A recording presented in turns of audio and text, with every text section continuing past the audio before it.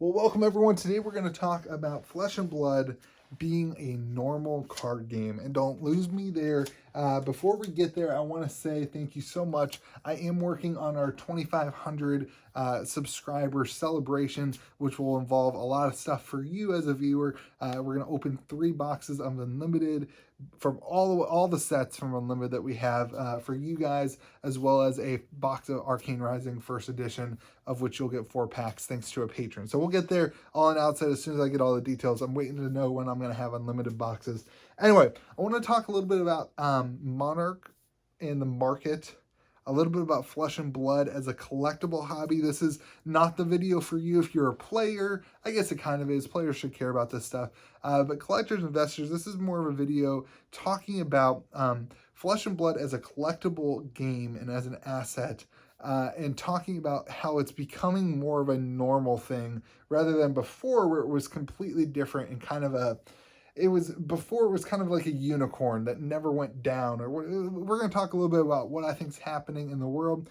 And what I'm going to do, what I want to say here is, like, for the first time, we're starting to see some softness. And I don't want anybody to feel like, what I'm not trying to say, there's not people panicking or like freaking out, but what's happening in the market is that more cards are entering into the market and things are starting to feel a little soft. And I think that's a result of maybe some missed expectations and lower reactions to Monarch being released.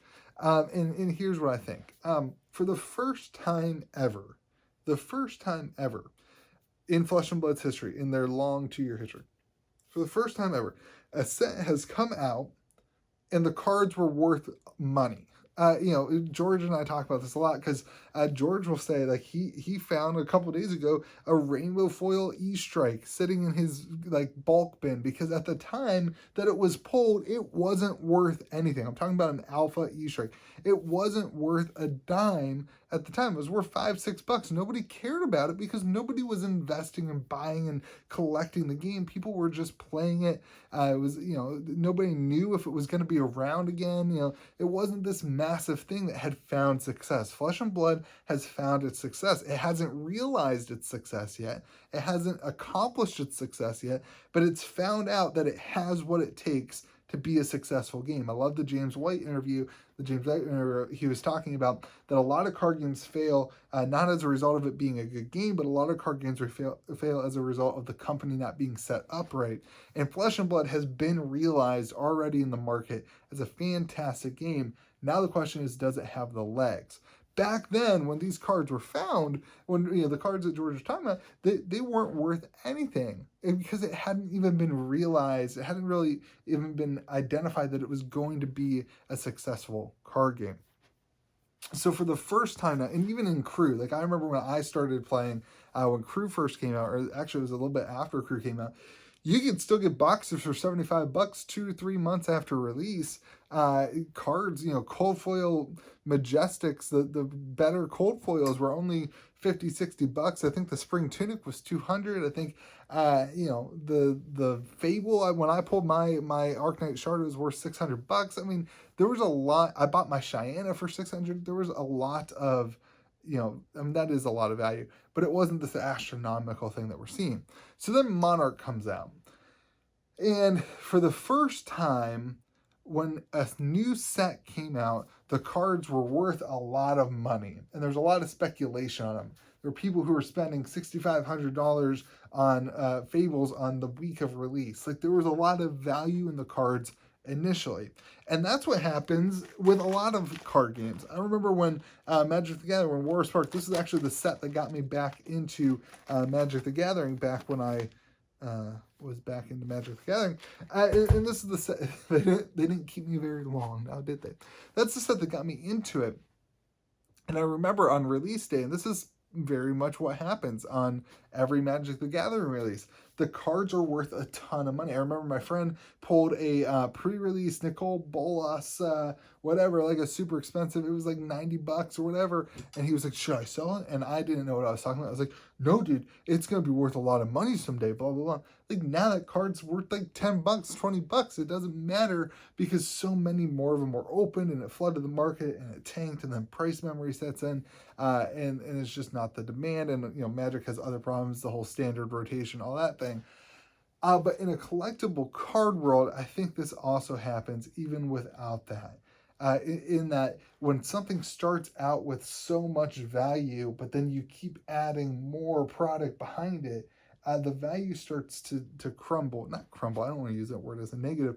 It just goes down before it can plateau or balance off and then slowly go up. And I think that's what you're seeing happen with Monarch. Now, I think what the issue is we're also being met with this kind of softness in other markets like crypto, and we talked about that last week. I don't want to be a broken record. But it's causing some sort of fear, and this is where I want to talk to myself. I'm talking to myself as much as I'm talking to you. I say this all the time. Talking to myself as much as I talk to you.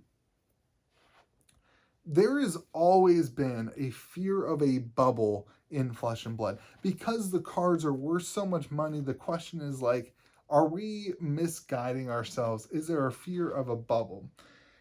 And I think what happens is this fear of a bubble, whenever we see some softness, we start to think, oh man, I got to get out right before the bubble pops because otherwise the bubble's going to pop.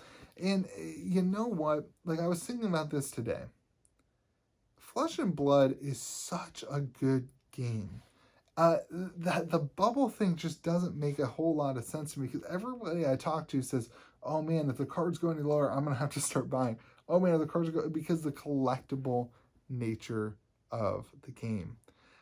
Many people I talk to, many of us have said, and I've said this on video, I will die with my full. I love the game that much. If the game collapses in 5 years, I still want to own the cards in order to play with my friends, and that speaks so highly of the game of Flesh and Blood. So I think some of the people that are, I think there's some market stuff where people are saying, all right, like before things go to zero, I want to cash in. And like, man, I just don't, I don't see a world where things go down. Like, I just don't, I think we're just in this little weird blip. And I'll tell you what brings me the most confidence in that statement, that we're just in a little blip as a result of like a new set and then some fear behind like the first time that we've seen cards ever go down in price with, the new set, whatever. There's some fear, and so it's providing some softness. The thing that makes me the most confident that Flesh and Blood is in the most healthy place that it's ever been. Hear me again. I believe that right now, today, in a world where our market is down 20 to 30% the last 2 weeks, I believe that Flesh and Blood is in the best possible place that it could be. Here's why.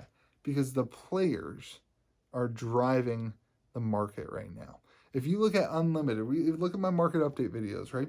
If you look at Unlimited, the non-foil cards are moving up 10, 15, 20% week to week.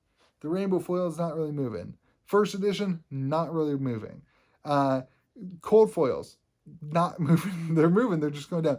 Those things are dropping or not moving at all. And meanwhile, the non-foils from Unlimited are going up. And this tells me that more and more people are building decks. More and more people are playing the game. And by more and more people being involved in Flesh and Blood, that puts Flesh and Blood at the healthiest position that it has ever been in the 2 years that it's been game.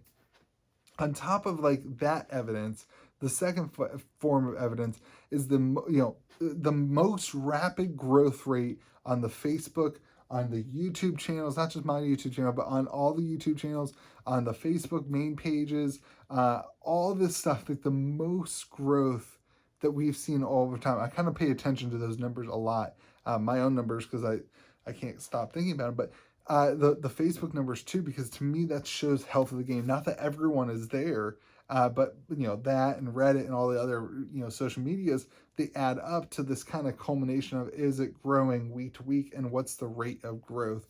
I think that's really, really important. So I really believe that Flesh and Blood is not only probably the greatest game of all time. I still think like early Magic the Gathering, really beautiful game. It was completely new. Nobody had, it was pioneered, whatever. But Flesh and Blood seems like the best polished trading card game that has ever existed. And it's backed by a company that really knows what they're doing. James White, LSS, they really know. They have the history, they have the integrity, they have the hard work and the work ethic in order to get this done. And the players are here. And they're growing. And that means a ton. And that should provide a lot of confidence for this idea that, like, we're in a really good spot right now. So, anyway, that's my thoughts. Hope you guys have a great day and have a good long weekend. Remember to be kind to people around you.